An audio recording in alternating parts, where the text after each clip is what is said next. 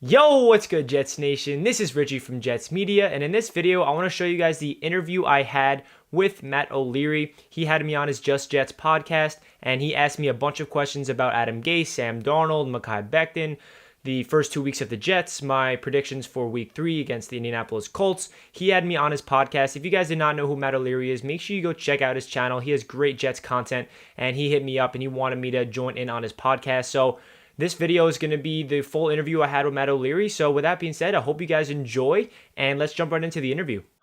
All right, I would like to welcome on Richie from NY Jets Media. Richie, how you doing, my man? How's it going, Matt? Thank you so much for having me on the show today. Yeah, absolutely. Times are tough as Jets fans, Richie. I know we've both done a ton of videos on it the past few days. Just thoughts on week 2, man. I mean, going into week 2 was a little I was prepared for the disappointment. Week 1, it was really so much built up from the offseason. We have all this hype going in. We were the draft, the free agency, and we saw the Jets against the Buffalo Bills look like an absolute mess. So going into week 2, I had way lower expectations. So I was definitely disappointed with the result, but I wasn't as upset as I was week 1 against Buffalo. Yeah, I think I'm with you for the most part, maybe just because my expectations were just completely, so much lower after that embarrassing performance in week 1. To me, the frustrating part was how many injuries the 49ers had, and they still couldn't get back in the game. Nick Bosa left early. Solomon Thomas left early. Jimmy G didn't play the entire second half, and they still lost by almost 30 points. How's that possible? It doesn't make sense. And we had a limping Jimmy G all first half, and he was still getting first downs. This defense did not know how to tackle. It felt like this whole team just didn't have energy, and it really goes on the coaching staff. And I'm a big Greg Williams fan, but this Greg Williams defense is not looking like the defense from last year, and there's a lot of missed tackles. So it's really unfortunate. And obviously Adam Gase we're going to get into Adam Gase throughout this whole podcast, I'm assuming, and he really is proving to be a terrible offensive mind. Yeah, dude, 100%. You mentioned Williams. I want to talk about him quick for a second before we get to Gase. The Jets lead the league in missed tackles right now, which is scary when you consider that they were, nearly a top 10 defense last year. This is, a team who was really stout against the run, gave up an 80-yard run to start the game, and then a 55-yard run on 3rd and 31. What is going on with Greg Williams' defense? I mean, I know Jets fans don't want to hear this, but I really think the Jets are missing out on Jamal Adams right now. He was a big reason why we were top 10 last year. He did miss a couple games, but he was our Energizer Bunny. He was the guy that everybody gravitated towards. They saw how much effort and energy Jamal Adams had, and they wanted to match his energy. So I feel like the departure of Jamal Adams is a big reason why this Jets defense is not looking the same. And it's really unfortunate because, we traded away Jamal. I love the haul, and I understand the whole situation with Jamal. He needed to go. If he did not want to be here, Joe Douglas did the right thing to do to get the haul that he got, which was incredible. Right. But that is a big reason why this Jets defense is looking that poor, in my opinion. Yeah, I think you bring up a good point. I definitely think they are missing Jamal Adams. Listen, I think it was the right move to move on from him. He clearly didn't want to be here, but I do think that's playing an impact. As for Adam Gase, I mean, can you draw up a worse game plan than what he had on Sunday? Man, it just frustrates me because even I can predict what he's going to do. I mean, there's this late in the game, 3rd and 3 or 3rd and 4, and I just knew we're about to see a little out route. And I'm just like, Adam Gase, please just don't call an out route, because that's like, you already called it 5 times. Like, they know it's going to come. And what does he do? Call a quick out route to Josh Malone, and he catches the ball short of the first down, excuse me. So it's just so predictable. It's either a halfback dive with Frank Gore up the middle, a screen pass, or a quick out route. And he doesn't not let Sam Darnold throw the ball down the field. I know he made that excuse saying, well, Brashad Perriman went out, and that was our only deep threat, so that's why we didn't get to throw the ball downfield. But still, I don't buy that excuse. You need to space the defense. You need to get Sam Darnold in rhythm, and he's not going to get comfortable in your system if you're just going to continuously call screen plays, quick out routes, and not get the ball in space with these playmakers. And I know that there's not a lot of playmakers. I know that Josh Malone and Braxton Berrios at some point were the only healthy receivers. Luckily, Chris Hogan came back. Right. And I know that there's practice squad receivers out there, but still, like, Adam Gase needs to open up his playbook. And that one phenomenal touchdown Sam Darnold had nothing to do with Adam Gase. And that just proves it was a broken down play. It was a play where Sam Darnold had pressure up the middle because Greg Van Roten got beat. He escaped pressure, stayed balanced, rolled to his left, broken down play. Braxton Berrios broke off his route, cut up field, and Sam Darnold throws an incredible ball off platform, rolling to his left, throws a dime to his right, touchdown. And that just proves that Adam Gase had nothing to do with it. And there's a lot of people on Twitter that are seeing this play finally from Sam Darnold and actually realizing, Sam Darnold has all the talent in the world. They're like, wow, free Sam Darnold. They need to get Adam Gase out of there because there's some, non-Jets fans, this is what I'm talking about. Like the national media is now kind of realizing after seeing that play from Sam, I understand it's garbage time. I understand maybe the 49ers aren't trying, but, that is what Sam Darnold's made of. That's why he was a third overall pick, and that's why I feel like Sam Darnold is the guy. Yeah, 100%. We're going to get into Sam a little bit more in just a second here. You mentioned with Gase, I really don't think he knows that he's allowed to have more than one tight end on the field at the same time. You would think that with the lack of depth at the wide receiver position, he'd want to use both Griffin and Herndon on the field at the same time. Griffin has been a non-factor in both of these games. I don't understand that at all. Does that make any sense to you? Now, going into this game, in my flight preview video I created on my YouTube channel, I said, you know what? We are depleted at the wide receivers. We do not have Le'Veon Bell. This is a perfect opportunity to get a two tight end set. I always compare it to the Philadelphia Eagles, but I know they're really bad right now. They're 0-2. But what Carson Wentz did at least week one, they don't have a lot of wide receivers because they're, a lot of injuries. But they got Zach Ertz and Dallas Goedert, who are both getting a lot of targets. We have Chris Herndon and Ryan Griffin. And Ryan Griffin had 5 touchdowns last year. He has a connection with Sam Darnold. It's not like we have a backup scrub tight end, so we can't run a 2 tight end set. So for Adam Gase to not get his tight ends involved, it's really, really head scratching how you just don't do that, especially with all these injuries. Like he just shows time in and time out, he does not know how to adjust. And that's what makes a great coach. Can you adjust on the fly? Can you deal with adversity? And Adam Gase is just not doing that. And it's really unfortunate, but I hope he can learn from his mistakes. This is probably my 50th time saying this, and I wanted to prove me wrong, but it's really not looking like that. And going into the Indianapolis Colts game, he better use both tight ends, man. Yeah, I'm right there with you. That's one of the decisions that's a real head scratcher for me. I want to get your take on this. I know what my answer would be. I think you're going to agree with me here and say the one that I'm thinking of. But in the week 2 game against the 49ers, what would you say was Gase's worst decision? I know there were a lot, but what do you think the worst one was? Yeah, so I actually made a whole rant about this play. I posted on my Twitter and Instagram. It was going for it on 4th and 1, which was a good play call. Good idea to go for it. But the idea to give the ball to your practice squad running back, Josh Adams, instead of a 37-year-old veteran hot Frank Gore and just running up the middle. And just so you know, Josh Adams, that was his only carry of the game. Are you kidding me? Your only carry is to your practice squad running back on 4th down when Sam Darnold was clicking. The offense was going down the field. We're in the red zone. I completely agree with the idea to go for a 4th down, be aggressive. Let's see Sam Darnold have some play action bootlegs. Get him on the move. Sam Darnold is so good at so many things, and it seems like Adam Gase does not want to maximize his ability to throw on the run. Like that touchdown he had, I know we're going to get into Darnold later, but it was on the run. We don't see any play action bootlegs. That 4th and 1 was a perfect opportunity to do a play action. Let Sam Darnold roll out to his right. If somebody's open, he'll throw it. If not, he'll scramble for 2 yards for the 1st down. So that was definitely a head scratcher. And I was yelling at my TV so hard. Me and my dad were just going crazy. And that was definitely my biggest head scratching play call from Adam Gase. Yep, I'm right there with you. Honorable mention is kicking the field goal down 21. That just makes 0 sense. But you hit it on the head. It's the 4th down call. Yes, that is the right decision to go for it there. I applaud him for that.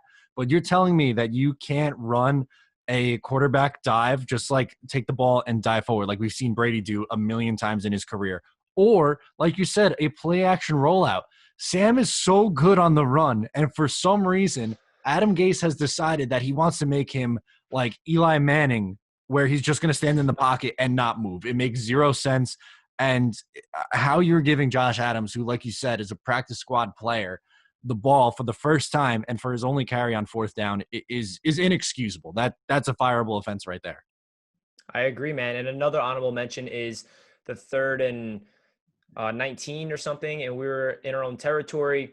instead of taking a shot downfield to get in the end zone or even just taking a shot to get the first down, he just surrenders the drive and he's so conservative and he just runs the ball Frank Gore up the middle for 3 yards and settles for 3 points. I understand your point of view where you just want to get points on the board, but you need to be more aggressive. And with the way this offense is going in the NFL in general, it's not what Adam Gase is doing. I know Christopher Johnson said, yeah, he's coaching where the NFL is headed. No, absolutely not. They're aggressive. They're downhill. They are always trying to keep the defense on their heels, and that's not what Adam Gase is doing. He's way too conservative. Absolutely. Let's get to Sam Darnold a little bit now. Obviously, we're both Darnold guys. I think we can both admit that he wasn't great in week 1. I thought he looked a lot better in week 2. Yes, the numbers weren't phenomenal in terms of yards and YPA, but there are a few drops in the game. And for me, I think he was just executing what was asked of him. Did you see it any different? Yeah, I mean, week 2 is definitely an improvement for week 1. As we know against Buffalo, he missed a lot of throws that he wished he had back. He didn't look that comfortable. Whatever the case may be, he came back in week 2 and showed that he was in rhythm. He was comfortable. He really didn't miss a lot of throws. He had an incredible touchdown pass to Chris Herndon that was dropped. Yep. And that was literally the same exact play against the Baltimore Ravens last year to Jamison Crowder. And that was one of the best Sam Darnold highlights of his career. And it's the same exact play. It's a rollout. It's a broken down play. It's basically the patented Sam Darnold move. And Chris Herndon, man, I don't know what's going on with him, but he had 2 feet in bounds. Sam Darnold threw a missile and he dropped it. But Sam Darnold, it just comes down to the coaching staff. I know it sounds like a broken record, but if you just look at it and if you are watching every single snap and you understand Sam Darnold's strengths, you just see that he's not getting Gase is not letting him explore his talents. And he's just, like you said, he's not an Eli Manning type of quarterback. He's not a guy that can sit in the pocket and wait for a guy to be open. And it's just way too conservative, quick passes, quick outs. It's horizontal play calling. We need to get vertical. And that's what Adam Gase's problem is. I think Sam Darnold's going to be fine. I understand the whole, Trevor Lawrence this, he's the generational talent. Sam Darnold was drafted 3rd overall for a reason. He was also supposed to be the 1st overall pick going into that draft class until the day of the draft when we find out the Browns are taking Baker Mayfield. And there's a reason why Sam Darnold was drafted so high and looked at as one of the best quarterback prospects. He has a feel for the game that's unmatched. He has the magical sloppiness ability. I know a lot of people ridicule on his footwork and his decision-making, but his footwork is what definitely needs to improve in his fundamentals, but that's going to happen. He's still 23 years old, and I'm not really here to make excuses for him, but there's some excellent plays happen when he's just throwing the ball in a weird way, like that play at the end of the 49ers game and that touchdown to Braxton Berrios. That was a little glimpse of what Sam Darnold can do if you unleash him. If we can get a head coach that understands Sam Darnold's strengths and can really maximize his potential and get talent around him, I'm telling you, Sam Darnold would be lighting up the league. And I'm telling you this right now as well. If Sam Darnold got drafted to any other team than the New York Jets, like the Buffalo Bills, Baltimore Ravens, Kansas City Chiefs, any other organization that understands culture, understands how to build a winning team, and especially develop a young quarterback, I guarantee you Sam Darnold will be looking like a completely different quarterback and any other team than the New York Jets. You couldn't have said it any better, my man. I'm still with you. I think Sam Darnold is the guy. I am not ready to move on from Sam Darnold. I don't think this is his fault at all. To me, if you are going and drafting Trevor Lawrence, you're just creating another hole because they're not a quarterback away. They need a ton of wide receiver help. They could probably use help at the guard position long term. They need an edge rusher. They need corner help. This team is not anywhere close to being complete. So if you do draft Trevor Lawrence early, well, now you're going to have the same issues of not having the pieces around him like with Darnold. And I understand you could yell and scream about cap space all you want. Free agency is always a crapshoot. You know that, how it's been with the Jets in the last few years. To me, I think that I want to see Darnold, this is going to sound so weird, but survive the season with Adam Gase, which I think he did this past week. I think he proved, like you said, on that play where he rolled out to the left and made that unbelievable throw. The reaction from everyone was like, oh my God, we have to free Sam Darnold now. And I think there's going to be more games like that. And eventually, hopefully this leads to Adam Gase getting let go and then finally getting a real coach in here. Yeah, man, I unfortunately don't have confidence in the ownership to really admit when they're wrong. Christopher Johnson is the one that has to be calling the shots here and really get rid of Adam Gase. But I really hope he's gone, but it really would be a nightmare if they keep him around. And the only way that Christopher Johnson is firing Adam Gase is if this team really looks bad and Sam Darnold's not performing well and this offense looks terrible. So it's weird. What do we root for? Do we root for the offense to look bad and Darnold look bad just so Adam Gase is gone? Or do we want the offense to look great and Sam Darnold look great? But at the same time, that might, keep Adam Gase here for long term. So it's a really tough situation. We just got to watch the games, and hopefully Sam Darnold can get in rhythm, get more comfortable, and hopefully against the Indianapolis Colts, he can go out there and show why he could be a franchise quarterback, or why he will be a franchise quarterback for the New York Jets. I really don't think Joe Douglas will draft Trevor Lawrence, in my opinion. If we do have the first overall pick or the second pick and Trevor Lawrence is on the board, I feel like Joe Douglas would rather trade that pick back, get assets, than draft Trevor Lawrence, because there's so many holes on this team, like you mentioned, that we can get edge rusher, interior offensive line, cornerbacks, wide receivers. I mean, the list goes on and on. We're not a quarterback away from winning football games. So I think Sam Darnold is the least of our worries. And I'm just hoping he can go out there and ball out and deal with this adversity, because who the hell is he throwing the ball to? I mean, it's really, it sounds like we're making all these excuses, but it's just the truth. It's not like we're making it up and we're just giving Sam Darnold all these passes. I mean, what other young quarterback has these wide receivers to deal with in Sam Darnold?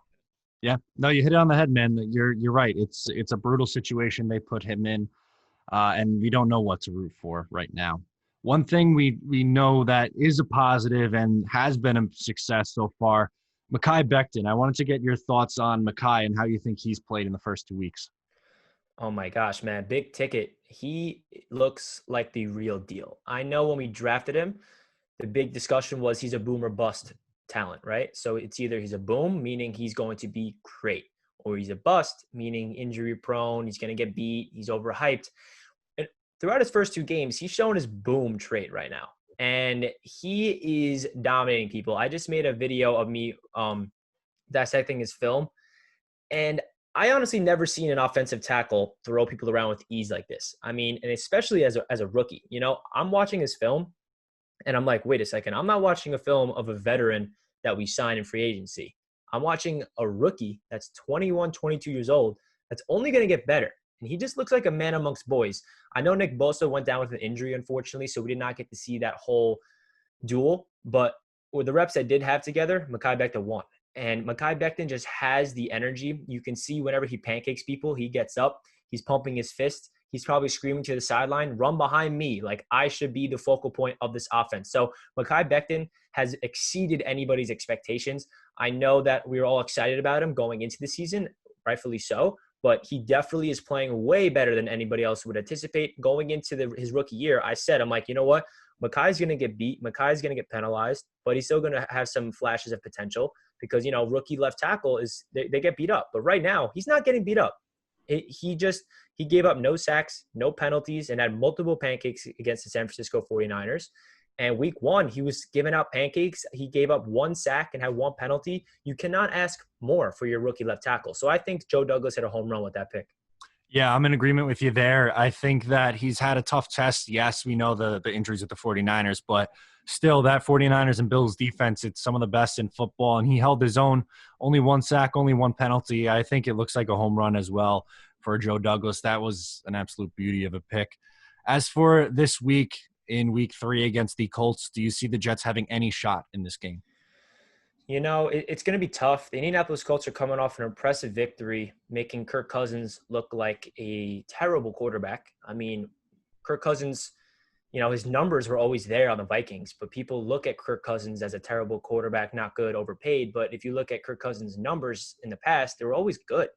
So for them to make him throw for 100 yards and 3 interceptions, that definitely concerns me because their defense is hot and this Jets offense is ice cold.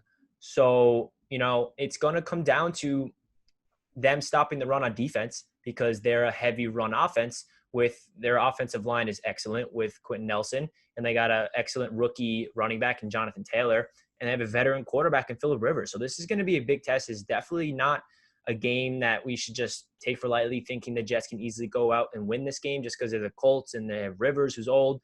Like, this is a team where they're 1-1, but at the same time, this is a must-win game for the Jets because if we fall 0-3, it's going to be really, really bad. I mean, right now it's bad, but to answer your question, I definitely feel like there is hope, but at the same time, who is Sam Darnold throwing the ball to? Le'Veon Bell's out.